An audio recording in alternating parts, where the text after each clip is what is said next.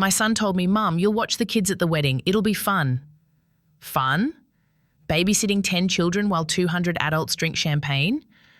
I'd already paid for half the decorations, baked 3 cakes, and now they wanted me to chase screaming toddlers in heels. So instead of baking cookies, I packed sunscreen. Instead of a hair appointment, I booked a flight.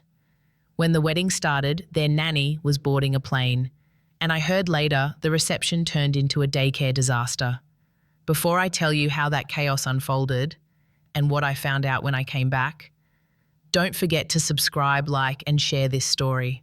Because sometimes walking away isn't selfish, it's survival. My name is Margaret Hayes, I'm 68 years old, and I used to believe there was no such thing as too much love when it came to family. If my son needed me, I was there, no questions asked. When his father died 15 years ago, I carried both our weights. I worked double shifts at the preschool, cooked his favourite meals every Sunday, and told myself one day he'll realise how much I gave up for him. Well, that one day came, but not the way I expected. It was a warm Tuesday evening in early May. My little Florida house smelled of cinnamon and lemon polish, and I was icing cupcakes for Ethan's wedding shower. He and his fiancée, Samantha, were visiting to finalise the last details before the big day. I'd spent the whole week making decorations, ribbon flowers, even matching table cards. Ethan came into the kitchen, tie loosened, holding a notepad. "Mom, the caterer confirmed, right?" I smiled. "Of course. They'll deliver everything by 10. Samantha followed behind him, in her perfect cream dress, scrolling through her phone. She barely looked up when she said, "Oh, by the way, we'll need you to help with the kids at the wedding." "The kids?" I asked, still stirring frosting. "Yeah," Ethan said casually. "There'll be around 10 of them, maybe 12. You're so good with children, Mom. We thought you'd love to keep them entertained during the reception." I froze. The spoon slipped from my hand, leaving a white streak across the counter. I blinked at him. "Wait, during the reception?" Samantha finally looked up, smiling like she was offering me a favour. "Yes, we'll set up a small play area near the back of the hall. The parents will drop their kids off with you so they can relax and enjoy the party. Isn't that wonderful?" I thought she was joking. I even laughed softly. "You're kidding, right?" But Ethan didn't laugh. "Come on, Mom. You've always been great with kids. This will be easy for you." My smile died somewhere between his sentence and my heartbeat. I looked at my son, my only son, and saw no irony in his eyes. Just assumption. Pure, thoughtless assumption. "You're serious," I whispered. "Of course," Samantha said brightly. "It'll save us from hiring a sitter, and you'll have fun. We'll make sure there's a comfy chair for you and plenty of juice boxes for the kids." Juice boxes. They were talking to me like I was part of the catering staff. I wiped my hands on a towel, trying to hide the tremor in my fingers. "So, I'm not a guest at the wedding then?" Ethan frowned. "What do you mean?" "Of course you're invited." "Invited to do what exactly?" I asked quietly. "Watch children or watch my son get married?" The silence that followed was the longest I'd ever heard in my own kitchen. Samantha shifted uncomfortably. Ethan rubbed his neck. Finally, he said, "Mom, please don't make this dramatic. It's just a favour." Just a favour. I'd spent 3 months sewing table runners, another month tasting cake samples, and nearly emptied my savings account helping him pay the florist. And now I was the favour. Something inside me cracked, not loudly, just a thin, cold sound, like glass under pressure. I forced a smile, the kind that hurts your cheeks. "Sure, darling, whatever you need." Ethan exhaled in relief. "Thanks, Mom, you're the best." Samantha added, "You're a lifesaver." They didn't notice how my voice didn't answer back. They didn't notice how my hands stayed still on the countertop, the frosting melting under my touch. After they left, the house felt enormous and empty. I stood in the kitchen staring at the cupcakes, their pastel icing perfectly smooth, like the way I'd trained myself to stay calm even when my heart was breaking. That night, I couldn't sleep.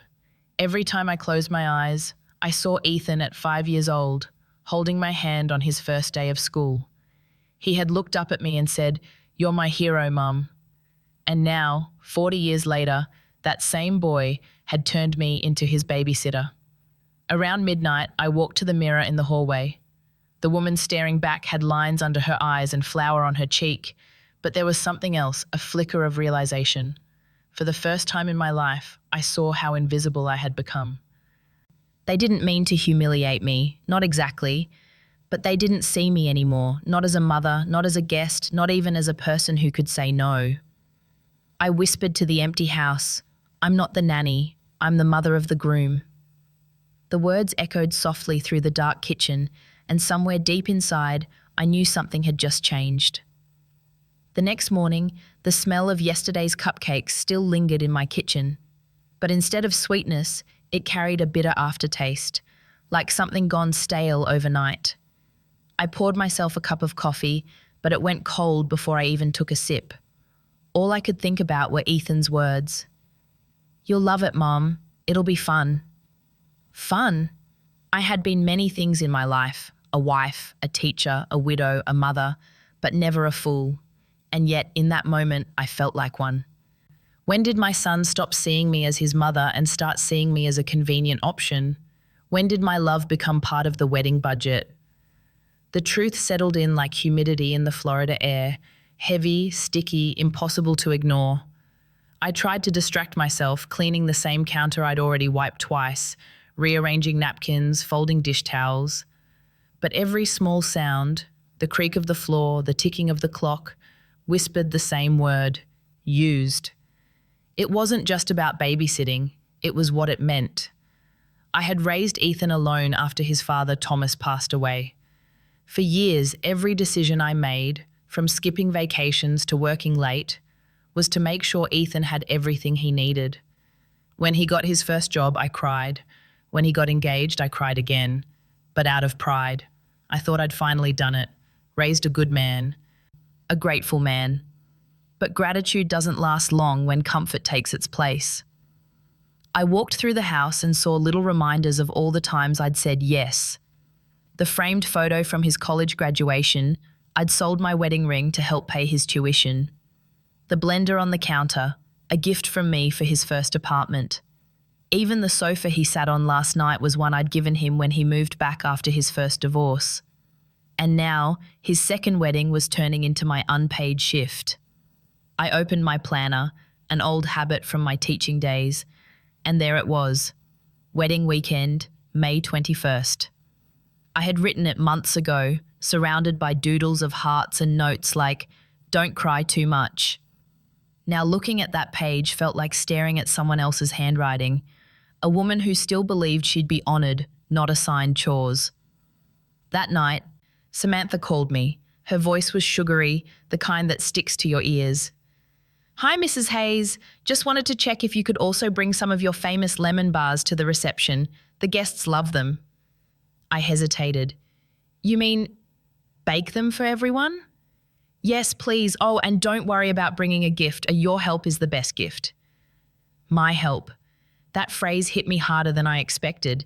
It wasn't your presence or your love or even your blessing. It was my help. I forced a polite laugh and said I'd think about it.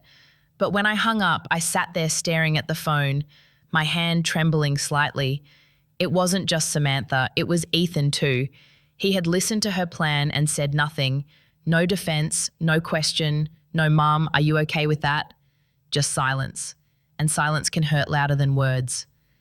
Later that evening, I found myself digging through old boxes in the guest room, the kind of boxes you open when you're looking for pieces of yourself. Inside were cards Ethan had made as a child. "Happy Mother's Day to the best mum ever." "I love you, Mum. You're my hero." I traced the faded crayon letters with my thumb. Somewhere between those cards and that conversation at the kitchen table, I had gone from hero to hired help. I sat on the floor for a long time, surrounded by memories. And for the first time in years, I felt old, not in body, but in spirit. Not tired from age, but from giving too much. It's strange how motherhood works. You give and give, thinking love is measured by sacrifice. And then one day you realize the more you give without boundaries, the less they see the cost. I went to bed early that night, but sleep refused to come. Instead, my mind replayed every moment. Samantha's chirpy tone, Ethan's casual shrug, my own forced smile. At one point, I whispered into the dark, "Did I raise a man who forgot what respect looks like?" There was no answer, only the sound of the ceiling fan turning above me. Around midnight, thunder rolled outside. Rain started tapping against the windows, slow, steady, like the rhythm of my thoughts. I stood by the window and watched the storm. Somewhere in that restless sound, I saw myself reflected, a woman who had spent decades weathering other people's expectations. And for the first time, I wondered what it would feel like to walk out of the storm instead of waiting for it to pass. That thought scared me and thrilled me. I crawled back into bed, staring at the ceiling until morning light filtered through the curtains. Something inside me was shifting, quietly, like the ocean tide pulling away from the shore. I didn't have a plan yet, but I knew this. The next time someone decided my worth for me, I wouldn't smile and nod. The next time, I would choose me. By the third morning, something inside me had gone completely still. Not broken, just quiet, like the sea right before a storm. I sat at the kitchen table, the same one where Ethan had told me about watching 10 kids. The sunlight fell on the frosting stains that still lingered there, and for the first time, I didn't reach for a rag to clean them. I let them stay, proof that I had spent too many years scrubbing away messes that weren't mine. I opened my laptop. Not to check the wedding schedule or the guest list, but to search something I hadn't typed in decades: flights from Miami to Nassau. When the search results appeared, I actually smiled. Rows of blue oceans on the screen, promising silence, salt, and distance. Distance sounded beautiful. The cheapest flight was Saturday morning, the same day Ethan and Samantha would say their vows. My cursor hovered over confirm booking.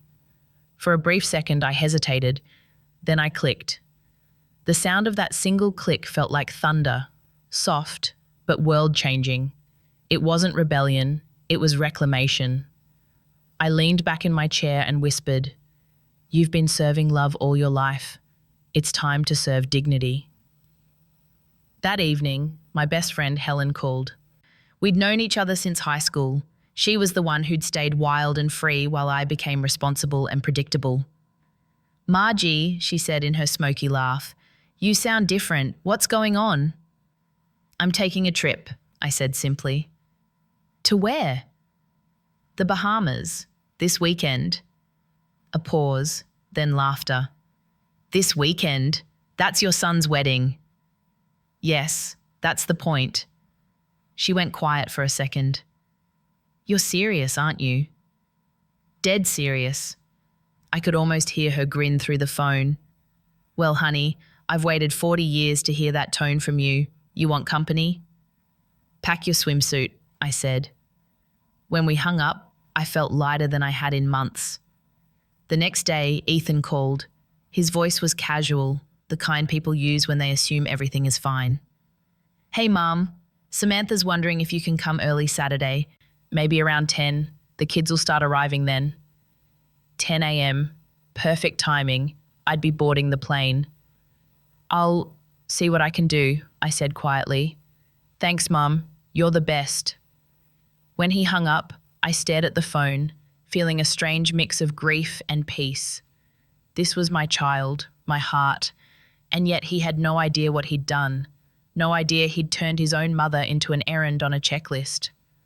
I walked through the living room, past the photographs of birthdays and graduations. Every frame told the same story: a mother giving, a son receiving. There was no villain, no evil, just a pattern that had gone on too long. I stopped in front of Thomas's picture on the mantel. He was smiling in his old fishing hat, eyes kind as ever. "Can you believe this, Tom?" I whispered. "Your son's about to get married, and I'm his babysitter."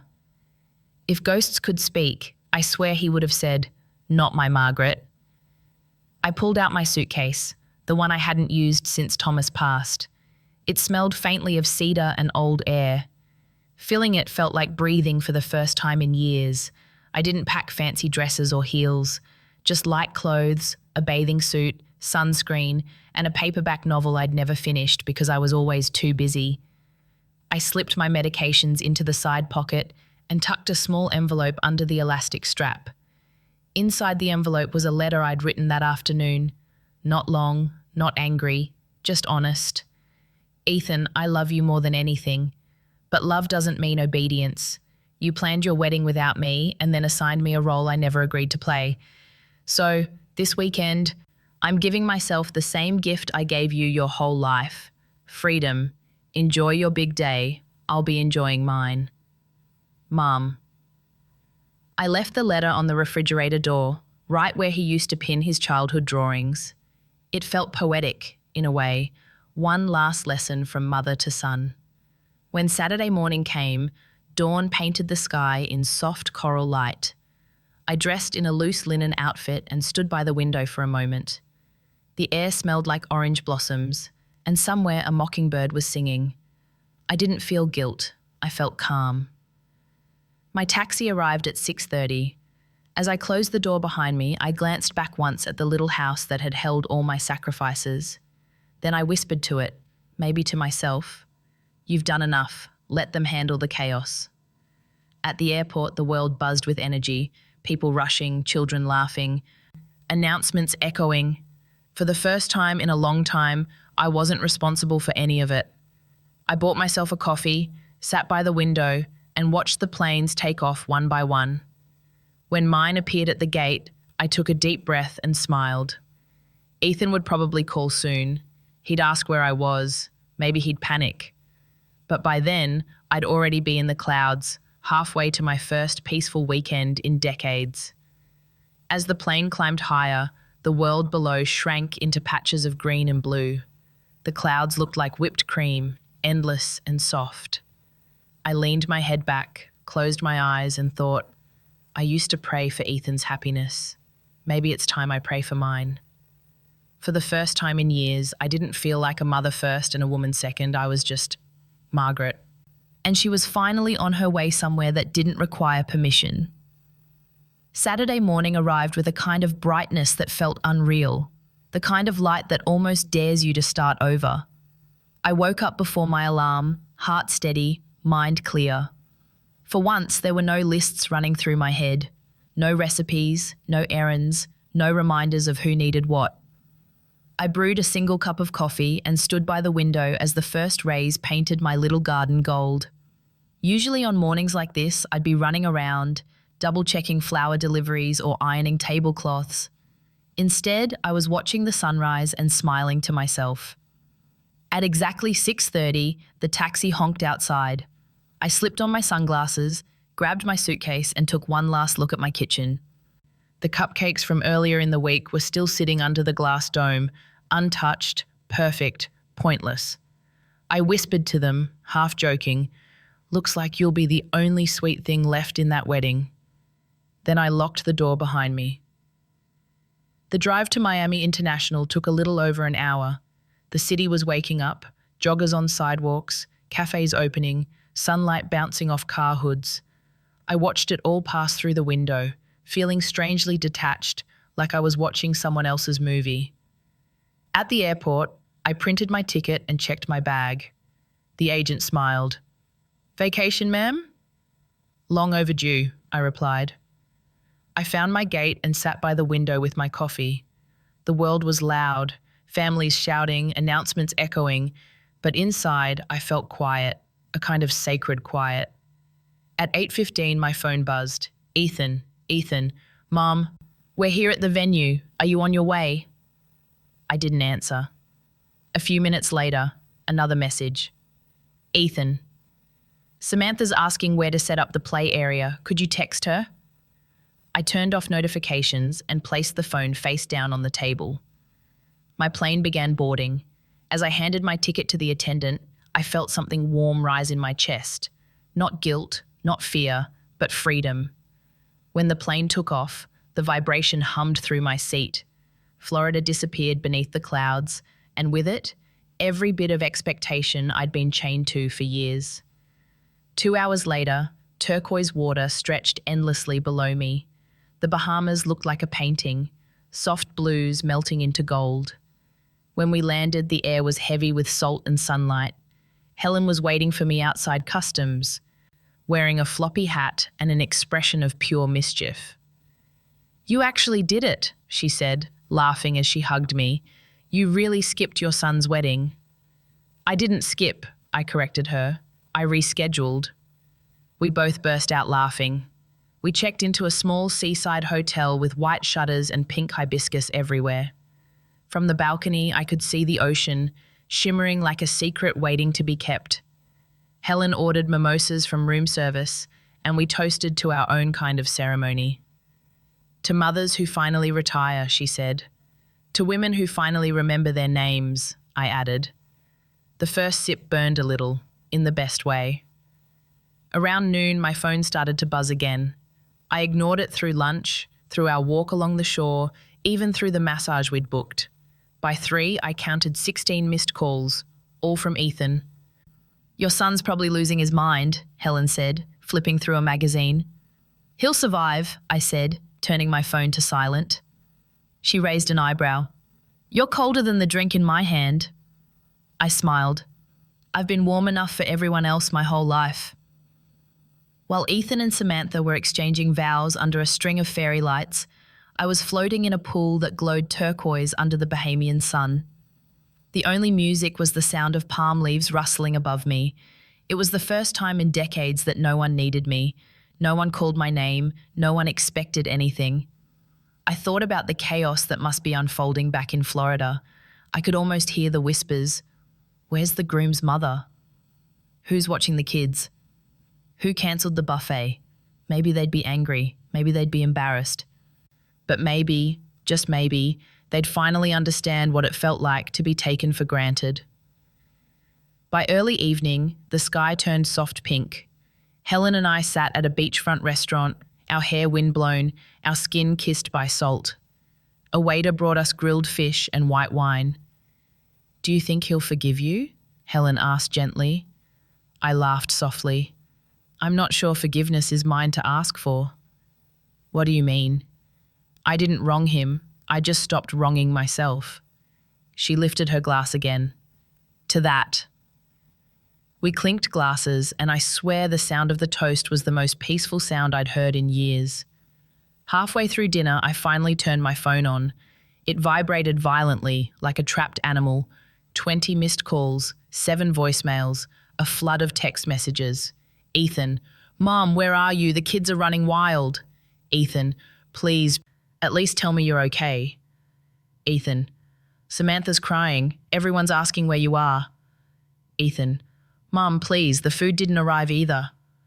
Ethan, "We can't do this without you." Then one final message, sent just 5 minutes ago. Ethan, "If you see this, please call me. We're desperate."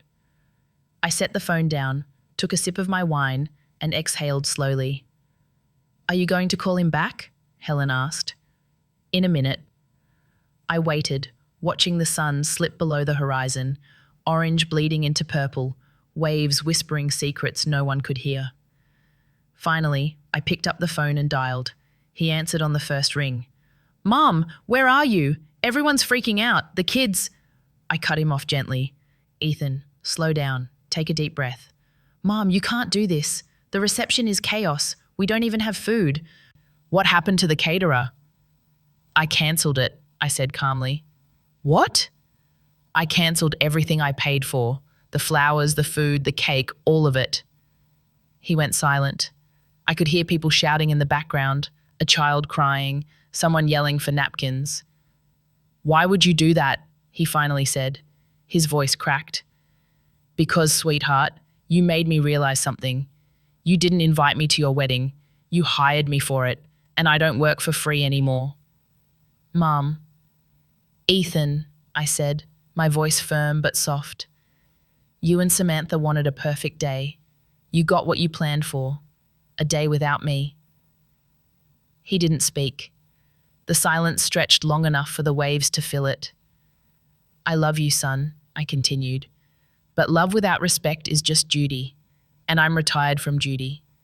I could hear him whisper, Mom, like a child again, lost, confused, ashamed. Take care of your wife, Ethan, and next time, hire a babysitter. Then I hung up. Helen let out a long breath. You're ice cold. I smiled faintly, staring out at the ocean. No, Helen, I'm warm again, just in the right places.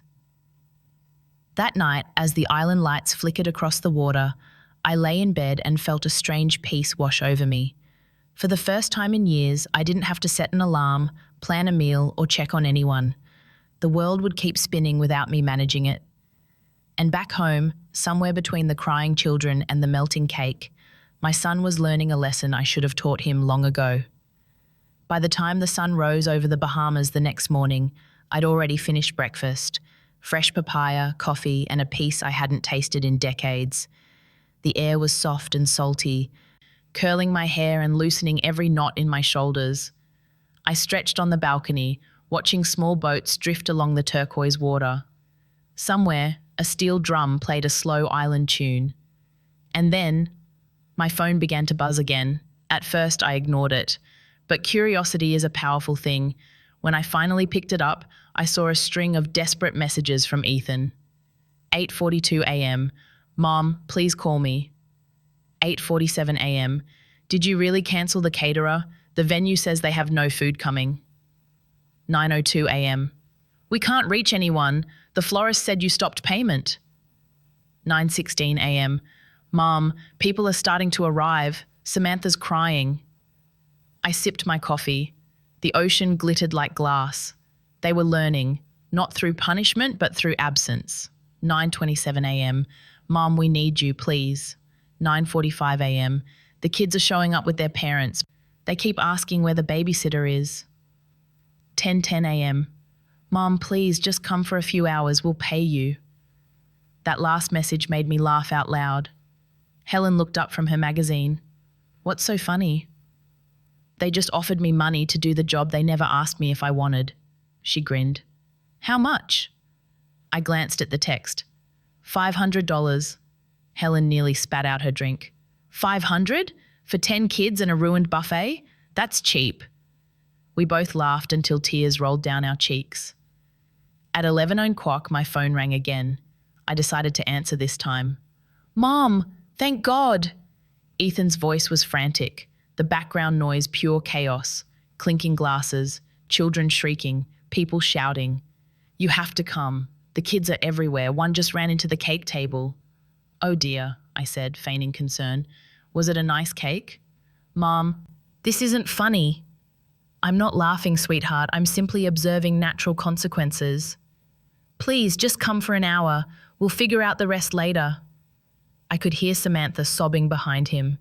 Then her voice, sharp, hysterical, came through the line. Charlotte. She always called me Charlotte when she was angry, never Mom. You can't do this. You promised the food. You said you'd help. I did, I replied calmly. I promised when I thought I was a guest, not the staff. This is your son's wedding, she screamed. Yes, I said, and my son decided his mother should work it, so now he's learning to manage without her. In the background, I heard a crash, a child crying, and someone yelling, Where's the babysitter? I took a slow sip of my drink. You sound busy, dear. Maybe you should handle that. Please, she sobbed. There are 15 kids here. They're throwing petals into the fountain. Oh, how festive. Charlotte.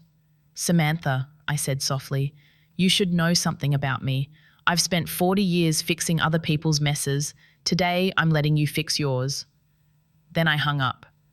By noon, my phone was filled with voicemails, each one a different flavor of panic. Message 1. Mom, the guests are asking for food. What do we do? Message 2. Samantha's sister says you ruined everything. Please call. Message 3. Mom, one of the kids fell asleep under the table and we can't wake him up. Message 4. Mom, please, I'm sorry. That last one, the softest, made me pause. I replayed it 3 times. His voice had lost the authority of a grown man. It was the voice of my little boy again, the one who used to hold my hand when he was scared. For a brief moment, I felt the sting of guilt. Then I looked out at the ocean, at the endless expanse of freedom, and remembered why I left. This wasn't about revenge, it was about respect. Sometimes love means letting someone stumble hard enough to remember the ground they walk on.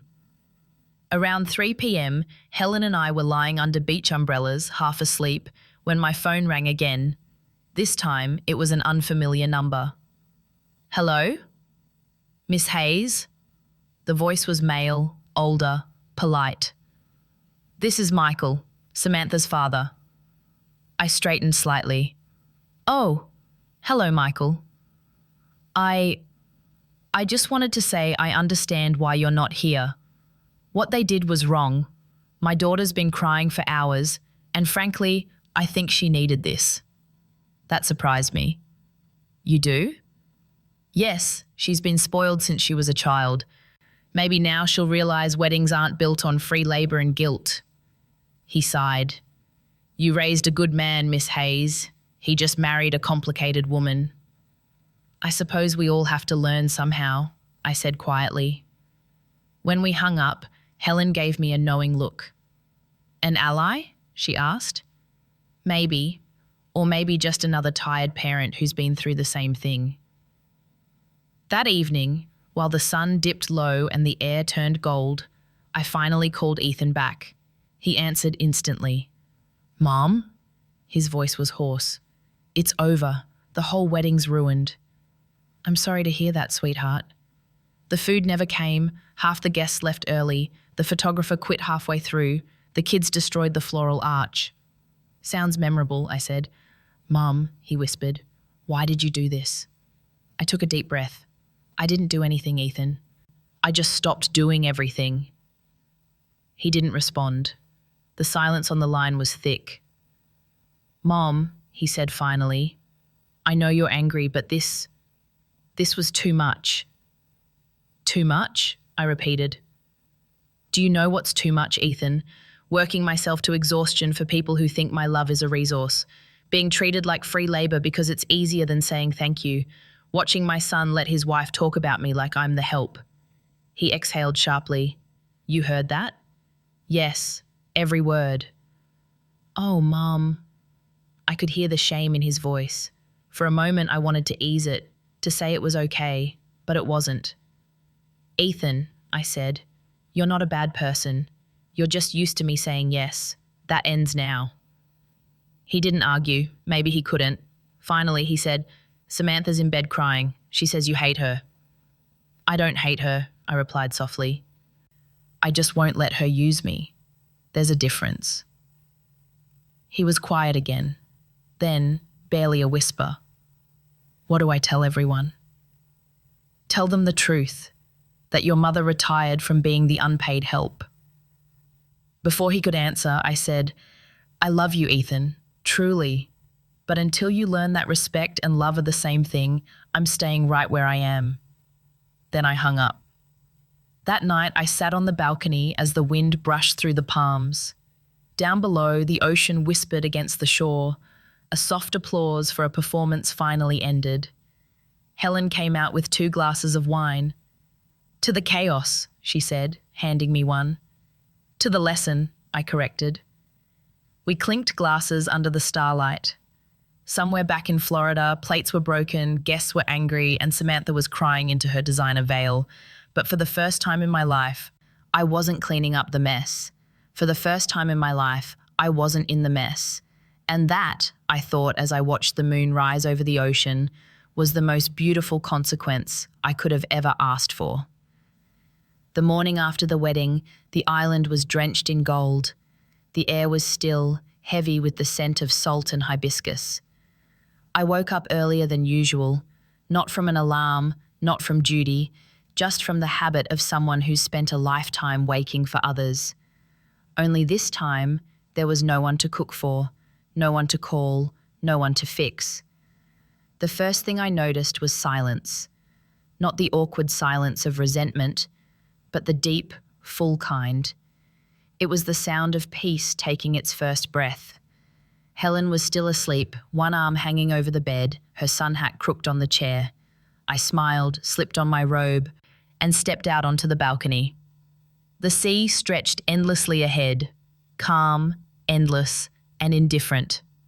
Waves whispered softly against the rocks, like they were telling secrets only free women could understand. For the first time in years, my chest didn't feel tight. I didn't need to explain myself, justify myself, or apologize for existing. There was just me, the morning, and the world I'd been too busy to notice. After breakfast, Helen joined me by the shore, holding 2 cups of coffee. She looked at me for a long moment before speaking. "You seem lighter." "I am," I said simply. "You don't feel guilty?" I took a deep breath, letting the ocean breeze fill my lungs. I used to think guilt meant I was a good person, that it proved I cared, but I think it just means I've been trained to feel bad for saying no. Helen nodded slowly. That's a hard habit to break. Hard, but not impossible. We walked along the wet sand in silence, the water curling around our ankles.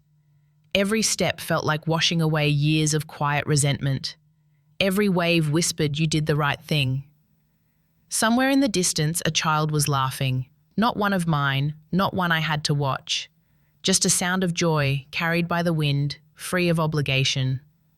I smiled. "You know what's strange, Helen? I don't miss them today." She gave me a knowing look. "That's not strange. That's healing." Later that afternoon, we sat by the pool, reading in comfortable silence. My phone lay next to me, face down. It hadn't buzzed once all morning. No apologies, no guilt, no drama, just quiet. Around noon, a message appeared, one single notification on the black screen. "Ethan, we made it through, everyone's gone. I'll call tomorrow. No anger, no blame, just tired honesty." I stared at the message for a long time. Then I set the phone back down and turned another page in my book. It could wait. That evening, we went for dinner at a small seaside restaurant. The owner, an older woman with silver hair and dark eyes, served us grilled lobster and mango salad. When she poured the wine, she said softly, "You two look like women who finally said enough." Helen laughed. "That obvious, huh?" The woman smiled. "Peace has a face, and you both have it." I couldn't help but smile back. As we ate, I realized how different food tastes when it isn't seasoned with exhaustion. Every bite felt earned. Every laugh felt deserved. Helen raised her glass. To silence, I lifted mine. To not needing to explain it. We clinked glasses, and for a long moment, neither of us spoke. We didn't need to. There was nothing left to defend, nothing left to prove. When I returned to the hotel room that night, I opened the balcony door again. The sea was darker now, rippling silver under the moonlight. I sat on the edge of the bed and let the soft wind brush through my hair. My phone buzzed once, a voicemail from Ethan. I didn't play it.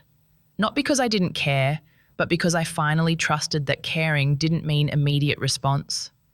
I whispered to the quiet room, "He'll learn. They both will." The air felt warm, forgiving, the kind of warmth that didn't ask anything of me. I thought of Thomas again, my late husband, and wondered what he would have said about all this. Probably something simple like, "About time you took a damn vacation." I laughed softly at the thought. Then I closed my eyes, listening to the ocean breathe in and out. Somewhere beyond the horizon, my son was probably staring at the wreckage of his perfect wedding, and maybe, just maybe, understanding what respect really costs. But that wasn't my concern anymore. I'd already paid my share. That night, I fell asleep without dreams, without guilt, without the weight of anyone else's happiness resting on my shoulders. It was the kind of silence that didn't feel empty. It felt earned. It felt holy. And for the first time in my life, I didn't need to be anyone's mother to feel whole. 2 days later, I was back home. The Florida air felt heavier than the ocean breeze, but the silence had followed me. like a loyal shadow that refused to leave. When I unlocked my front door, everything was exactly as I'd left it.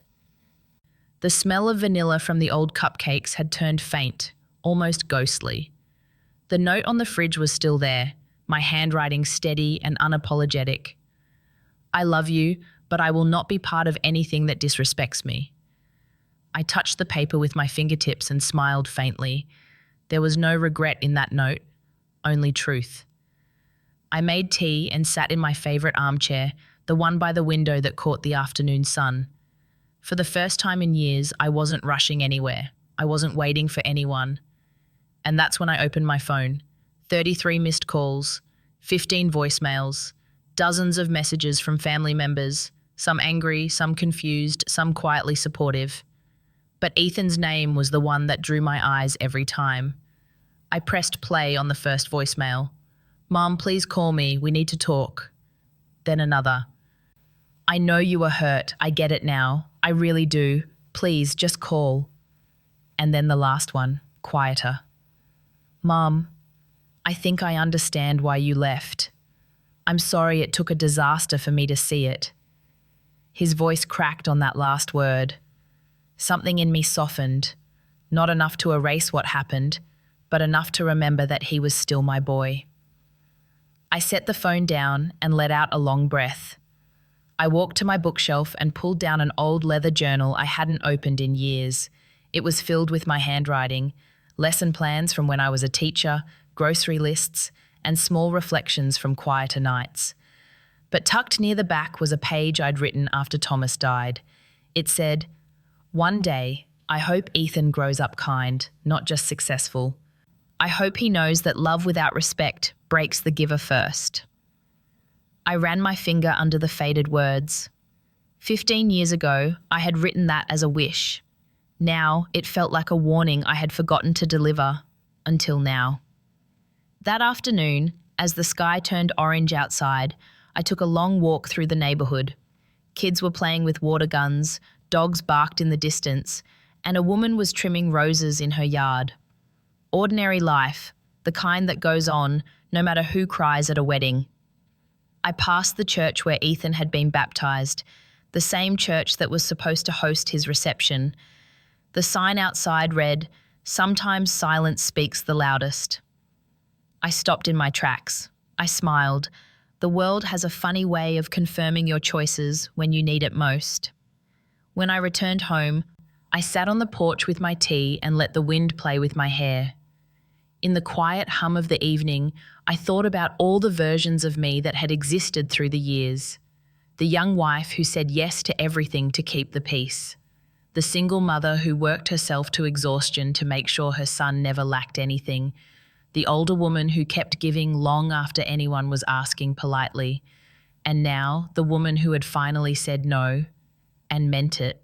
It wasn't pride I felt, it was peace. Pride fades. Peace lingers. The next morning, Ethan's car pulled into my driveway. I watched from the window for a moment before stepping outside. He looked tired, eyes red, shoulders slumped. He was holding a small bouquet of lilies, my favourite. "Hi, Mum," he said softly. "Hi, Ethan." We stood there for a few seconds, just looking at each other. Then he said, "You look happy." "I am," I replied, for the first time in a long while. He nodded, shame flickering across his face. "I came to say I'm sorry," he said. "Not because the wedding fell apart, though it did, but because I didn't see what I'd done to you." I waited quietly. Sometimes silence is the only way to make someone keep talking.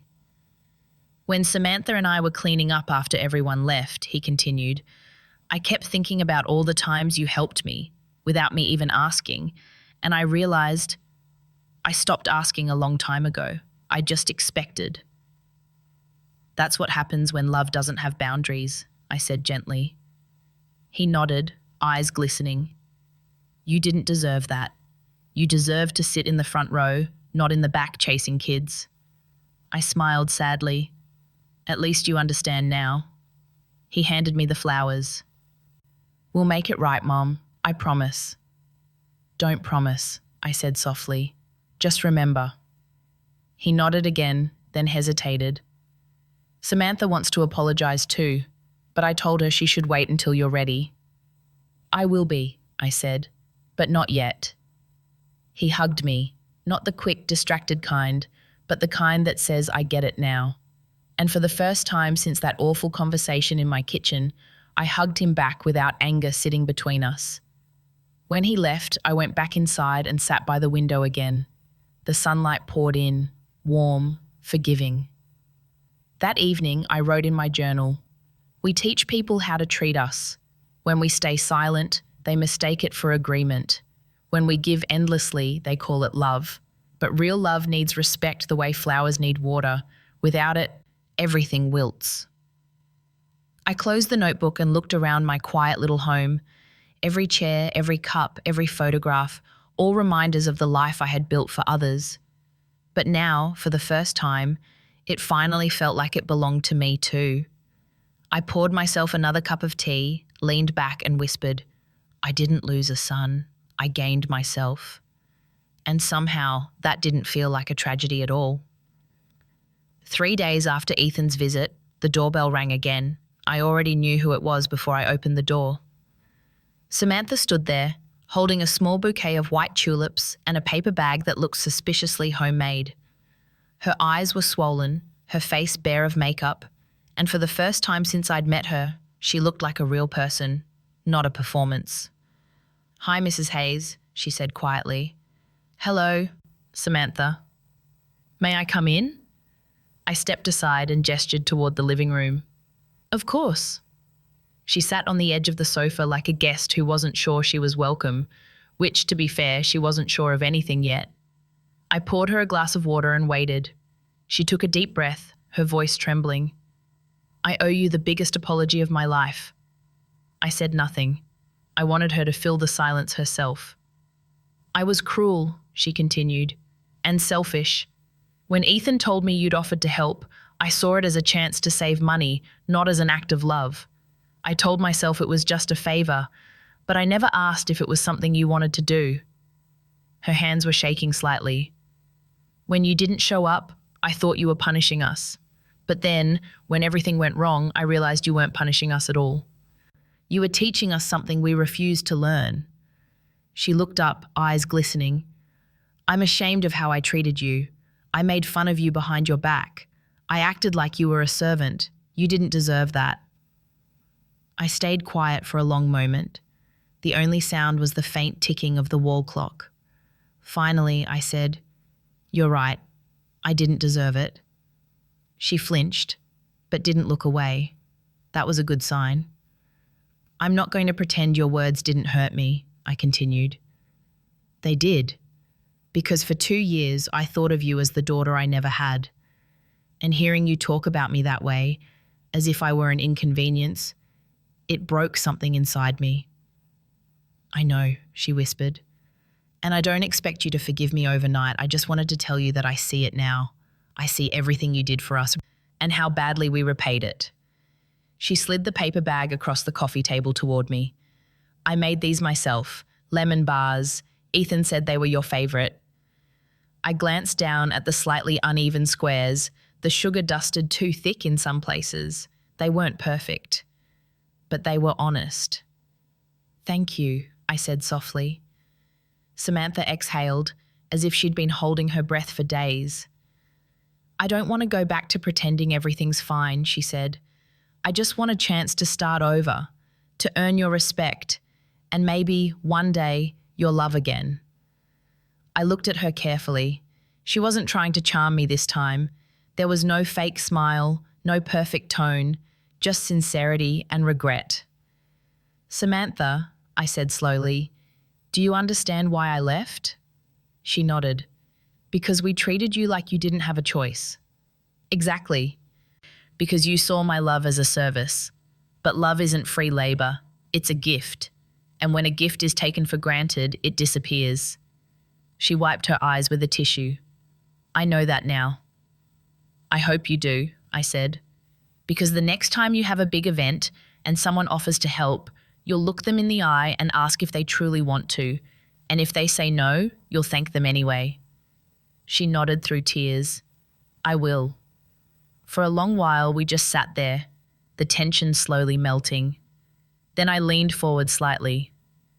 You asked for a chance to start over. I'll give it to you. But there are rules. Anything, she said quickly. Rule number 1, I said. You will never assume my help. You'll ask. And if I say no, you'll respect it. Yes, ma'am. Rule number 2, if you ever speak badly about me to someone again, even as a joke, I'll know you haven't changed. She nodded. That's fair. Rule number 3, I said with a small smile. If you really want to make it up to me, you'll treat your own mother, or anyone older than you, with the respect you forgot to give me. Tears spilled down her cheeks. I promise I will. I reached over and handed her a napkin. And one last thing. Don't promise. Just show me. She laughed through her tears. Okay, I'll show you. When Ethan arrived an hour later, the three of us sat together for the first time since the disaster. It wasn't comfortable, but it was real. He put his arm around Samantha's shoulder. I told you she'd listen if you were honest. I smiled faintly. Listening isn't the same as forgetting. I know, he said quietly, but it's a start. We talked for a while about the wedding, about the guests, about how half the kids had turned the dance floor into a playground. At one point, Ethan said, funny thing is, everyone ended up remembering that day anyway, just not for the reasons we planned. Sometimes, I said, the lesson is the memory. He chuckled softly. You're right about that. Before they left, Samantha turned back at the door. Mrs. Hayes? Yes? I've booked us 3 seats for next Sunday's brunch. You, me, and Ethan. No kids, no chores, no expectations. Just family. I hesitated for a moment, then smiled. That sounds lovely. When the door closed behind them, I stood there for a while, staring at the tulips she'd left on the table. Their petals were trembling slightly in the air conditioner's breeze, fragile but alive. It struck me then, forgiveness wasn't a switch you flipped. It was a slow blooming, delicate, uneven, but worth waiting for. I leaned back in my chair and whispered, maybe we'll be okay. Not perfect, but okay. And for the first time, that felt like enough. The following Sunday was bright and blue, the kind of morning that almost dares you to forgive. I wore a pale yellow dress I hadn't taken out of the closet in years. It used to be my special occasion dress. I guess today counted as one. Ethan's car pulled up exactly at 10. Samantha got out first, smiling nervously, holding a box wrapped in floral paper. Ethan followed with that same hesitant look sons get when they're not sure if their mothers are still angry.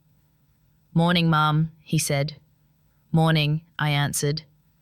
Ready for brunch? Samantha asked, her tone careful, respectful. I nodded.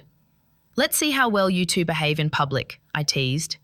They both laughed, a little awkwardly at first, but the tension broke like ice under sunlight. We went to a small cafe by the lake, the kind with wildflowers in mason jars and sunlight streaming through the windows. The hostess seated us at a corner table with a view of the water.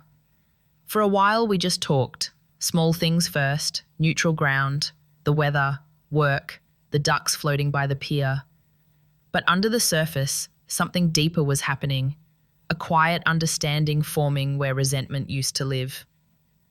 Samantha reached for her glass of orange juice and said softly, I've been thinking a lot about what you said, about love and respect. I didn't grow up seeing much of either, but I want to learn. I looked at her for a moment, searching her face. This time there was no pretense, just sincerity. You already started, I said.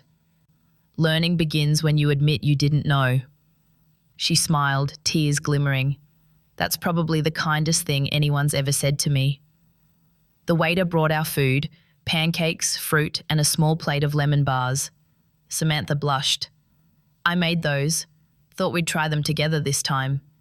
Ethan grinned. They're better than the ones from last week. Less sugar on top. I took a bite. The crust was uneven, the filling a little tart. But they tasted like humility, and that's a flavor you don't find often. "They're perfect," I said. The relief that washed over her face was almost childlike. After brunch, we walked along the lake. Ethan slipped his hands into his pockets. "Mom," he said, "I keep thinking about that letter you left. You said love without respect is just duty. I can't stop replaying that line." "Maybe because it was meant for you," I said gently. "I know." And it hit hard. I always thought I was showing love by taking care of things, paying bills, organizing, fixing. But you were right. Love isn't control, it's listening. I smiled. "You're growing up, son. Took you 42 years, but still." He laughed softly, rubbing the back of his neck. "Guess I had to fail a wedding to get there." "Sometimes we learn best from the lessons that cost us the most." He nodded, and I needed that cost. Samantha walked a few steps ahead, skipping pebbles into the water.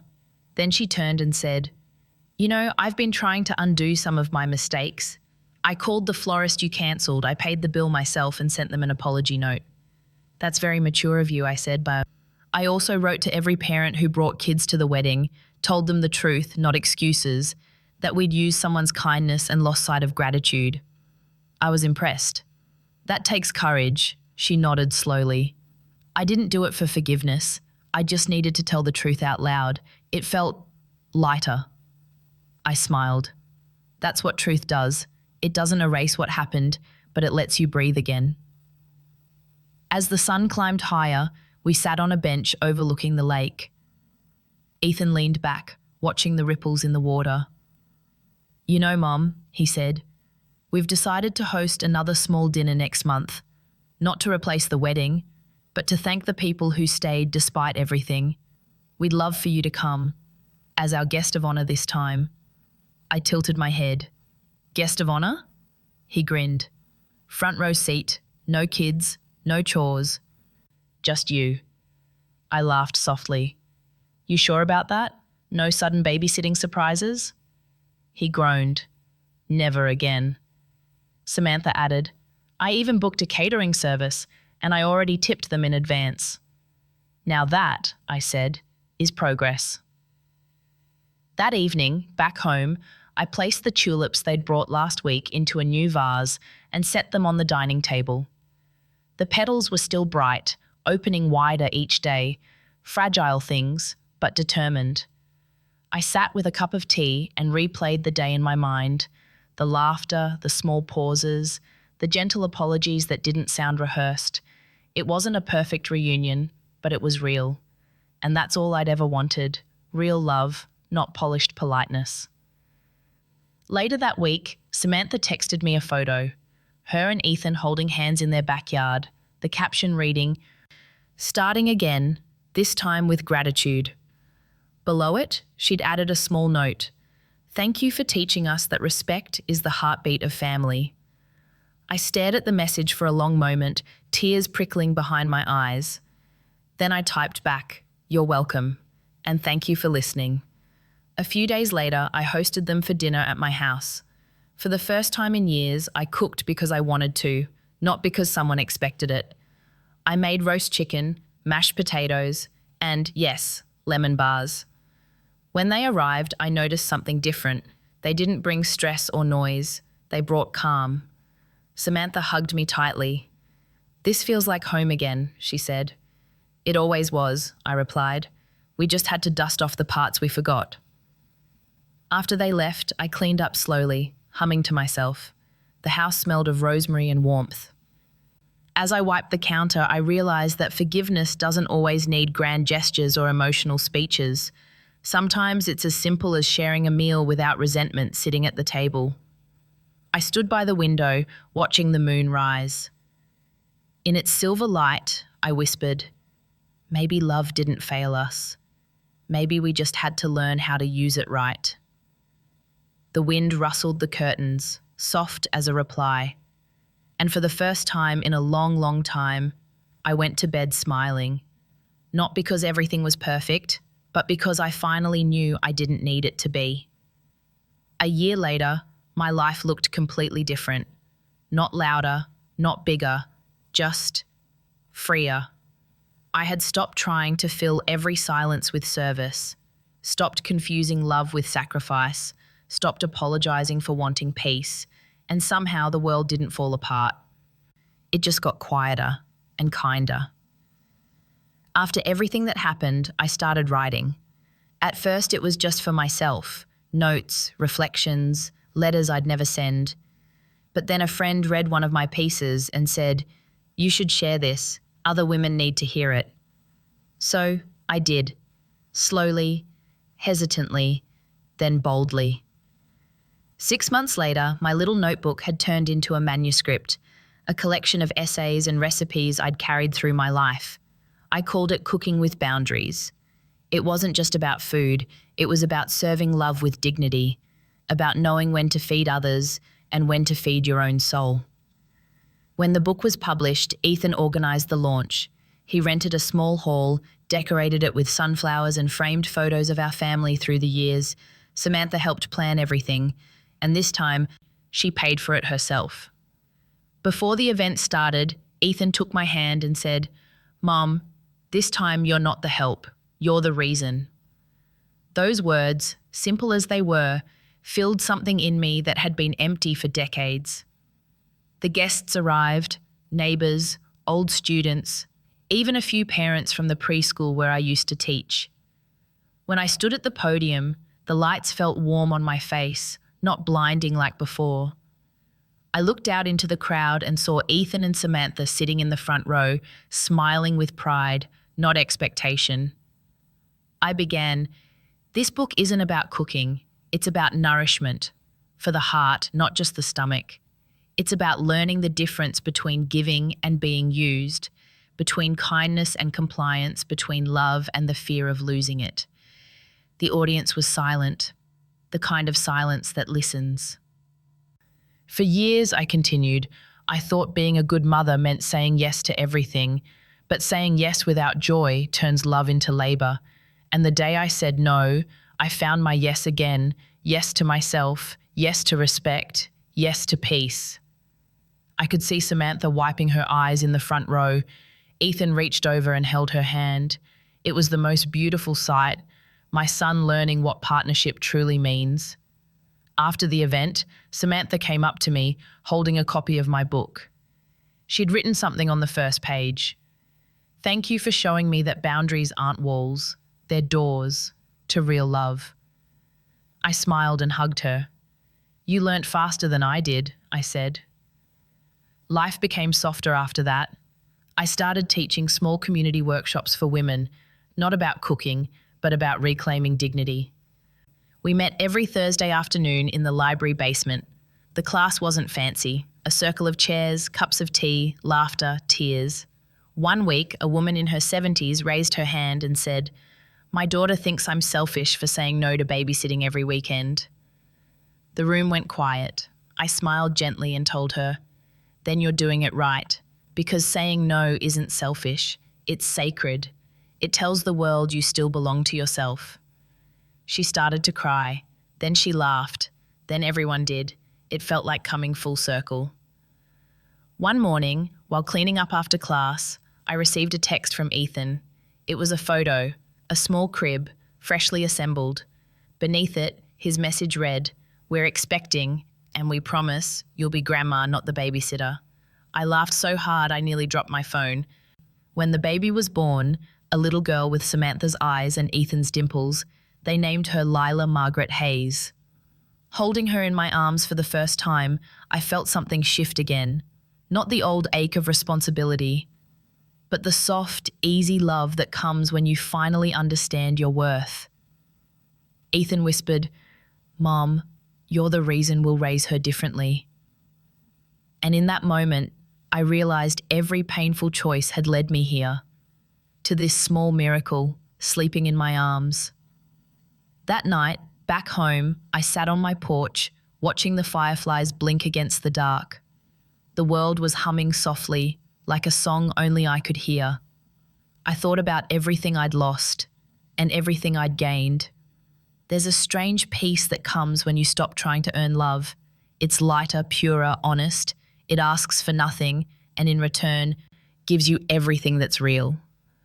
I looked up at the sky, whispering into the warm air.